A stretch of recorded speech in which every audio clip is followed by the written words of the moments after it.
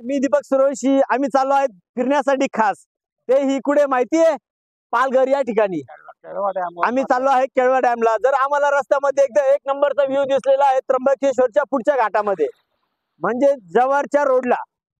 त्यामध्ये आम्ही माझे मित्र नंदू जगताप, दुसरे दिलीप आडके, तिसरे मित्र माझे दीपक ढगे असे सर्वजण आम्ही फिरण्यासाठी चाललो आहेत।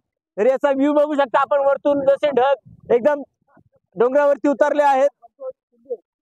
चौथे मित्र माझे संतोष शिंदे ते शूटिंग करत आहात एक नंबर स्पॉटची। कसं दिसतंय त्यांना ते आता व्ह्यू मध्ये बघू शकता आपण। समोरील आपला डोंगर तो धुक्यात आहे का डोंगरात आहे हे सुद्धा कळायला मार्ग नाहीये। माझे मित्र साहेब ते थोडेसे बोलतील।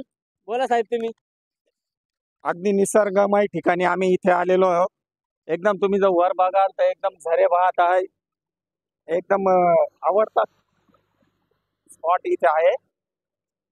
आणखीकडे द्या बोला आपण। पालघरला चालू फिरायला थोडं एन्जॉय वाटवायला मस्त। असं कधी आलो नाही मी इकडं पण आज मला थोडं एन्जॉय वाटवायला मस्त। म्हणजे असं वाटलं परत इकडेच राहावं असं वाटवायला, तिकडे यायलाच नको असं वाटवायला।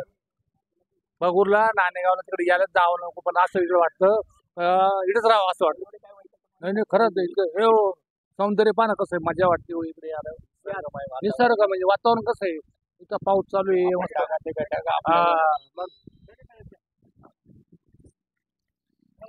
नमस्कार मंडळी, आम्ही आलेलो आहोत त्र्यंबकेश्वरच्या पुढे जव्हार घाटात।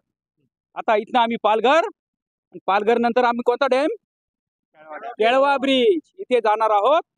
आता सध्या आम्ही एका डोंगराच्या पायथ्याशी उभे आहोत। तुम्ही निसर्गरम्य ठिकाण बघू शकता। आता हा आनंद आमच्या गगनात मावत नाहीये। आमच्या फॅमिलीपासून आम्ही बाहेर आलो आहोत असं वाटतंय। आम्ही सगळं संतोष शिंदे बोलत आहे दोन शब्द आपल्याशी। धन्यवाद। संतोष शिंदे माझं नाव। मी आज माझी पहिलीच मुलाखत घेतलेली आहे आमचे मित्र दीपक सूर्यवंशी यांनी। त्याबद्दल मला जास्ती अनुभव नाही आहे, पण आज ना आम्ही चांगल्या ठिकाणी आलो। दीपक सूर्यवंशीच्या मित्राकडे चाललेलो आहे मी केळवा ब्रिजला। इथं आता मध्यस्तरी आम्ही थोडं जलपान केलं,